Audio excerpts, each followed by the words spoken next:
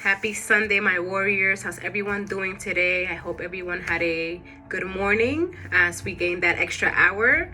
Hopefully you got some sleep in or were able to do that little extra thing that you like to do for yourself. As promised, I was going to do a video. Well, I am doing a video on inner child healing. I came across a post the other day that said, "Dear inner child, I am sorry for trying to silence you with positive thinking. I am ready to listen now."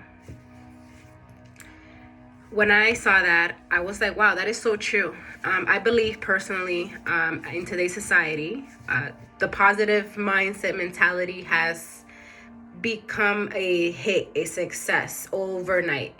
I believe there are people who have always thought this way, been this way, believed in having a positive mindset, but I believe it's not until recently, and especially through social media, that the hashtag positive thinking has become a thing. When it shouldn't be a thing, it should be just part of your everyday healing, everyday journey towards growth. And when I saw this post, I couldn't resonate anymore with it, because it's true. I have caught myself trying to be positive with others, to others, and I am actually lying to myself because I'm not putting that attention towards myself. I'm choosing to put on that positive face in order for me to avoid confronting my own feelings that I have hidden underneath, right? And so I figured, why not make a video out of it? I feel like a lot of us, if not all of us, carry a trauma in some way, shape, or form, whether it's physically, mentally, spiritually. Somewhere down the road in your life, you experience a trauma that impacted your life.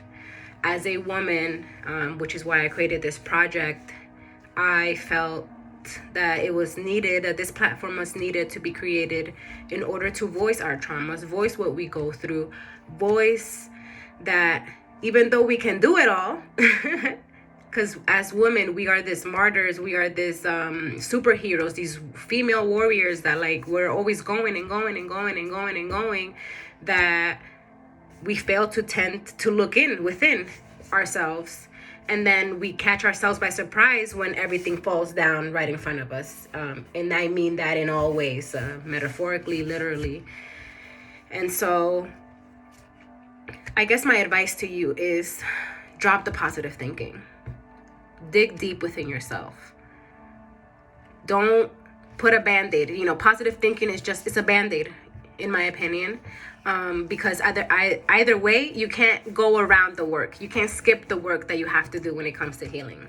You can't skip the work that you have to do when it comes to growing, when it comes to learning, when it comes to doing anything that you need to do in order to elevate yourself. You can't go around it. You can't skip it, because you will always return back to the midpoint that you were, that you stopped doing the work. And that includes inner child healing.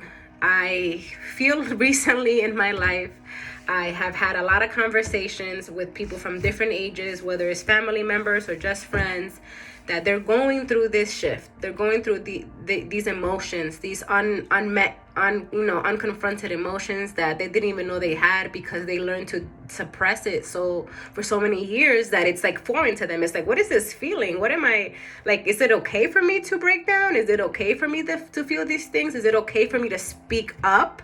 Lately, I've been having very intimate conversations with close ones, and I feel their pain. I don't like to say, oh, I'm an empath, but in other words, I guess I am. I do absorb a lot of people's emotions, feelings, energy. I'm something I feel like I personally am working on, and I need to work on, because I'm one that just wants to be there and absorb all your pain so you can feel better. But I've learned along the way that I can't do that. I can't possibly do that, because again, our healing is for ourselves and we must put in the work. But it's still beautiful to witness that pain that another individual that you care for, that you're speaking to, feels comfortable speaking to you about. It's hard. A lot of people don't talk because they don't have that one person to talk to. They don't know if saying too much will just create more havoc in their life that they just don't need, because they're just tired. They don't want to deal with anymore. But it's in talking that we can heal. It is in talking that we can understand one another more. I am over the years, because of my trauma, I've learned to become very reserved, very, very reserved, to the point that I do feel alone. But I still don't, even though I self-guilt myself, I don't necessarily put too much burden on myself, because I am aware of how I have perceived myself to others. I have a hard wall, a hard exterior that I just don't let anybody in. You can know of me because of what I let you know, or what you may have heard from others. But the real me, I can count on my hand who I can be comfortable with. And it's something I'm learning that it's not a bad thing. I do believe in having a very small circle. However, not being so closed off, so guarded that you're not even exposing your gifts, exposing your energy, exposing your purpose to the world. Which is what matters most at the end of the day, because we are here as a collective. We came here for a reason, for whatever that reason is. We each have our own missions to accomplish in order for us to not just heal us, to heal our lineages, our past generations, because they didn't know any better, and our future generations, so they don't have to deal with this anymore. So our mission is simply to focus on what is it that we want, what is it that we no longer want, and what is it that we have yet to tend to, that our inner child is calling out for. For example, lately, it's something as simple as dancing for me has been a thing. Anyone who knows me, I love dancing. I love music. And it doesn't necessarily mean I need to go out to a club or anything, though I do like a good party. I just like body movement. Body movement gets that trapped energy out of me. That body movement gets me feeling better. It gives me more confidence. It boosts my self-esteem. Because it's something that makes me feel good, right? And I haven't done that for many years. I haven't had the opportunity to go out dancing. I haven't had the opportunity to even take the initiative to go out to dance, or have a dance partner to enjoy it with, because for me, it's not necessarily I need someone to dance with. I just enjoy the art of having two people dance. And it doesn't have to be male, or it doesn't have to be just a male. In my part, it can be female, whatever it is. I just enjoy having a dancing partner who enjoys dancing as much as I do. Because in that form, we are both healing. We are both enjoying ourselves. We are both uplifting ourselves and sharing that one thing that help boost us up. And so also something else that I've been noticing is when it comes to, I believe in energy, like I've said before. I believe in spirituality. And so therefore, I believe we all have a feminine and then a masculine energy. And I don't know what I've been told in the past from other guides, from other people, through readings, just conversations, that I do have this strong presence. I do carry more of my masculine energy than I do my female. That they see my female more in my emotional side, and I'm more masculine, which is true. I am that tough cookie. I was raised with boys. I'm the only girl out of my siblings. I am maybe one out of 4 girls of cousins. So I'm surrounded by boys. I grew up by boys. So I feel like naturally I adapted to their character, to their personalities, to that male type of instinct personality. And I also believe that I just naturally came with it because of my lineage. And it's something I'm proud of, but I've learned along the way that it has caused friction between me and other masculine energies. And I no longer want that. I no longer want to fight with the masculine energy. I want to appreciate the masculine energy. I want to show the masculine energy how much they're appreciated, because I carry that within me too. Like because I can feel you, because I know what I don't know, because I'm a woman, but because I can see the purpose and the value of the masculine energy, I can feel the devotion that the masculine energy provides to the feminine energy. And therefore, I'm doing my best to heal that. And how do I heal that? Well, I'm starting little by little. Like I said, healing is day by day. You won't have You may have a month of a high where you're just healing and healing and you're moving forward, and then boom, you crash into something, into a wall. And that wall is that emotional wall. Like, oops, you forgot about me. This little memory you have in your subconscious that you are still suppressing is trying to come out now because of all the healing that you just did. That now you're again confronted with another emotion, because that's the thing about healing. Just when you think you fully healed, you get another challenge. And it's when you start just feeling complete inner peace, where you literally have no reaction, is when you know you've healed.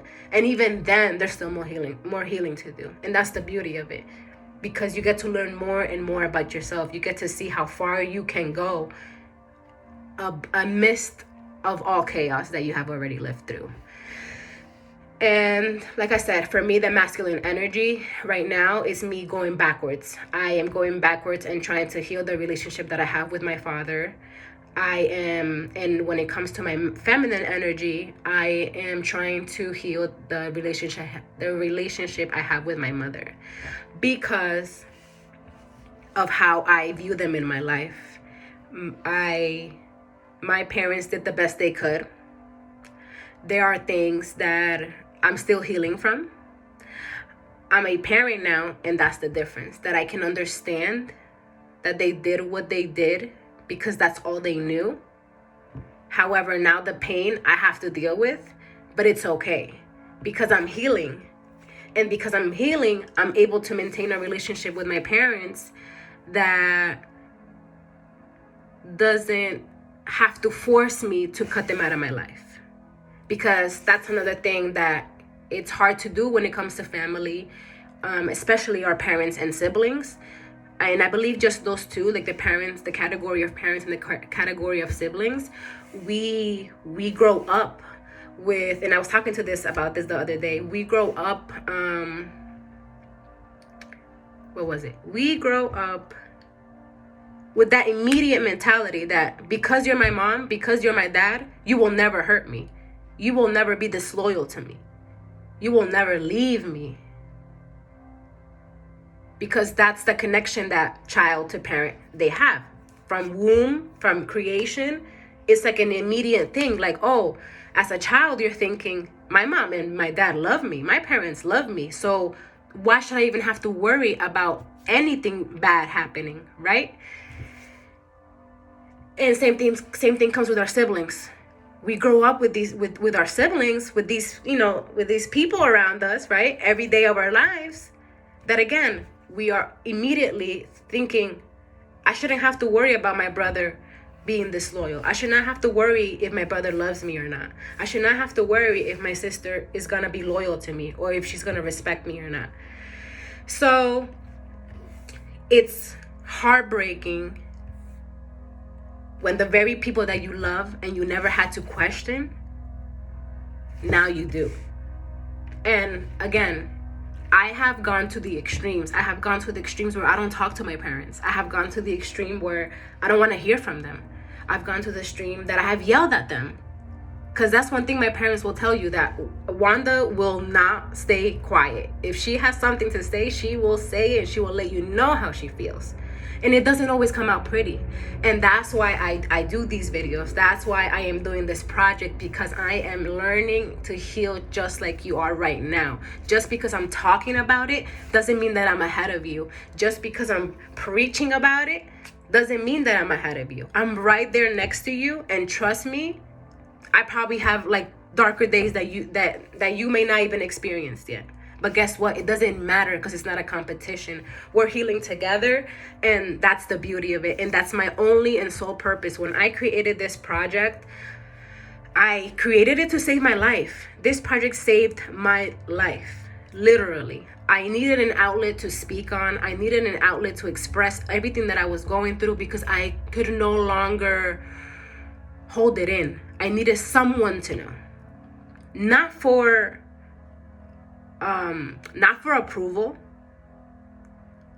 but just for another human to see me, to see like, hey, like, wow, you're still standing and you lived through all this. Because sometimes people didn't need that reminder. I need that reminder. I need that reminder that, hey girl, yes, you're going through stuff, but you've been in worse positions. You got this. And even then, this is, you know, you're only moving forward, you know? So I created the project, and now I can't see myself without it. There's a thing about passion. I have two passions, which is this project and nature photography. Nature photography goes hand in hand with this project because of the visibility purposes through photos and smiling, and also because I love to integrate nature into healing. And therefore, what I wanted to say is that the difference between these two passions with photography is kind of my sanctuary. It's kind of my my meditation. When all else fails, Wanda goes to the park, grabs her camera, and she's gonna feel good afterwards. But with this project, it's coming from my heart. It's coming from my soul. Like, I'm not here to gain any monetary gains. Any monetary request I do ask for is literally just to donate back, to give back to others, to give back to other women, to make another woman smile again, and not smile for her because she's hiding something, but smiling because she genuinely feels that she's being seen. But aside from that, this project is, again, it's for my own healing, and in hopes that whoever hears this can feel motivated to do the same. And it doesn't have to be in my way. If you just come and tell me one day, or leave me a comment or message me like, hey Wanda, I don't think I will ever share a story publicly, but you have motivated me to start writing down. You have motivated me to start talking with others. You have motivated me to heal the relationships with certain family members. You have motivated me to distance myself from you know, and praise boundaries on certain people in my life. You know, I just want to hear what is uplifting you. I don't want to know that you're following my step by step. Don't do that. Don't follow me. You have your own healing journey, just like I do mine. And the only thing I'm here to do is to just be another helping hand, another listening ear, another shoulder to lean on.